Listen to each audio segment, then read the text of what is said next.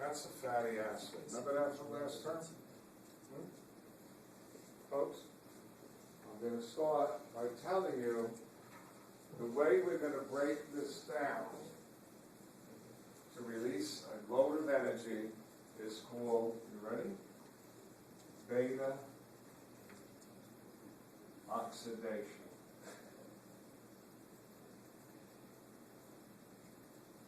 Of fatty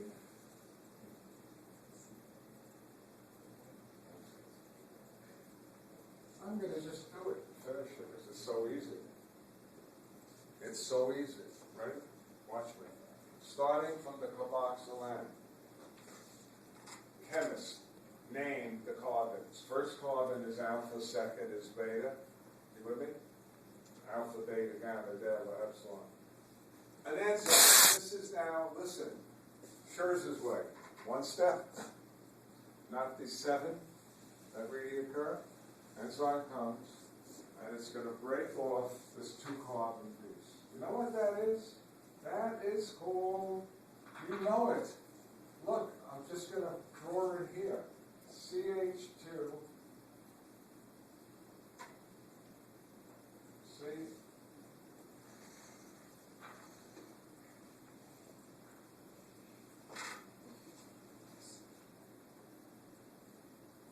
Video. And you're going to lose the OH. One of the H's is going to go here.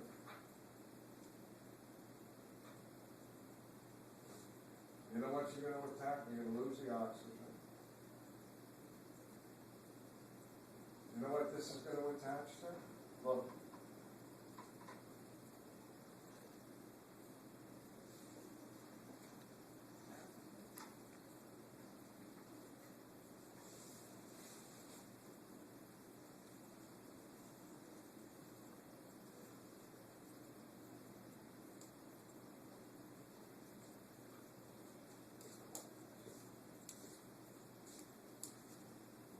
In English, I took this molecule, starting from the carboxyl end. What did I do? I cut off the 2-carbon piece, you with me? And I made acetyl. And I attached it to CoA, and I made what? Acetyl-CoA, which goes where? Into the mitochondria.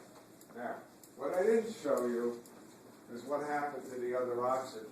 Okay, when I cut this off,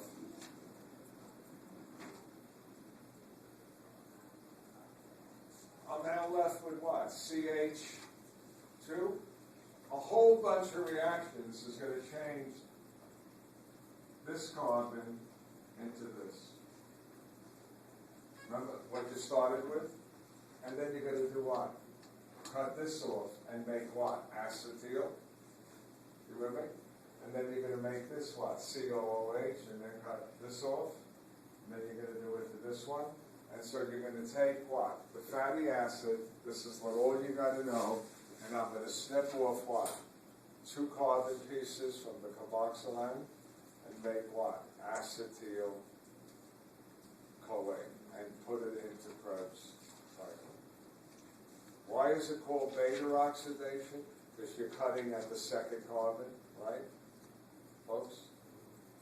Right? First carbon is alpha, 2nd is beta. So here's my question. I would never ask it on a test because it's too easy.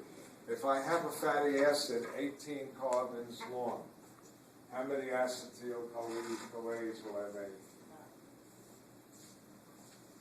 Right? Did you know the number? What was the question? If I have a fatty acid 18 carbons long, how many acetyl-CoAs will I make? 9. Remember, you cut off 2, 2, 2, 2. And each acetyl-CoA will give you what? 12 ATPs. Could you do that? If you had 9 times 12, that's a lot, isn't it? That would be 108 ATPs, not to mention what you got from the glycerol. And now for the shock of your life. Are you ready?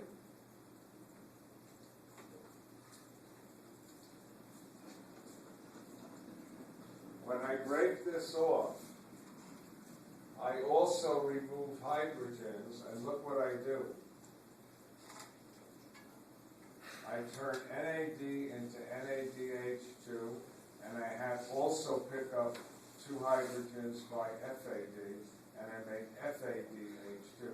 This will give you 3 ATPs, this will give you 2. This is every time I what? Cut off. So if there were 18, right? I'm not going to get 9, I'm going to get 8, because the last one is by itself. You don't have to cut it. But that's another 40 what? AT. You see why fat is so energetic? So when you break the bond, what do you make? Acetyl, add it to CoA, stick it into Krebs cycle, and you also strip off what? Hydrogens every time you break the bond, and 2 of them get picked up by FAD, 2 by NAD. Wow, I finished.